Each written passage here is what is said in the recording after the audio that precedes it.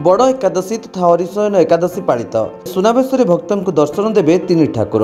गजपति जिला सदर महकुमा पारलाखेमुंडे बड़ एकादशी तथा हरिशयन एकादशी पालित हो जाएगी। एकादशी तथा बड़ एकादशी पालन सकाशे पुरपल्ली भक्तों सुओ छुटी। एकादशी पालन कले बहु पुण्य मिले बोली भक्तों मन में विश्वास रही। संध्या समय तीन ठाकुर को सुनावेश ठाकुर सुनावेश भक्त मान दर्शन देवे। आखपाख पुरपल्ली बहु भक्त मैंने नड़िया कदली धूपदीप तुलसी धरी ठाकुर पाखक आसी पूजार्चना करते। शांति श्रृंखला रक्षा करने सकाशे पुलिस प्रशासन मुतयन कर प्रदीप कुमार बड़पंडा।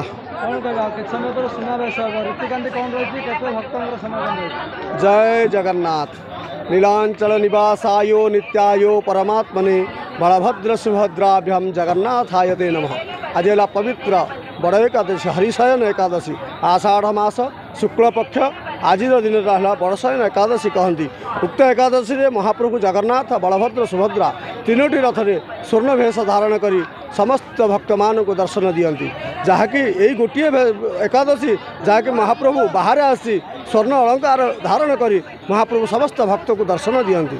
और पवित्र दिन आज आम सकाळु जमी नीतिकांति हवा कथा से भाई बर्तमान बहुत आज झिपिरी झिपिरी वर्षार गुड़ाए भक्तर आज समागम बहु भक्तर समागम बहुत सुंदर मान चली।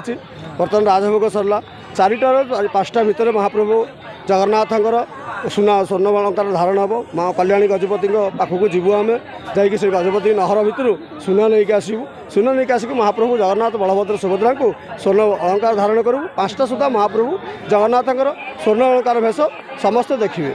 सुनावेश दर्शन समस्ते पाइबे, सब भक्त दर्शन पाइबे। 10टा राति 10टार समय दर्शन सुनावेश अलंकार खोला हो। जय जगन्नाथ। गजपति रेणुबाला बेहरा रिपोर्ट विश्व विजयी न्यूज ओडिशा।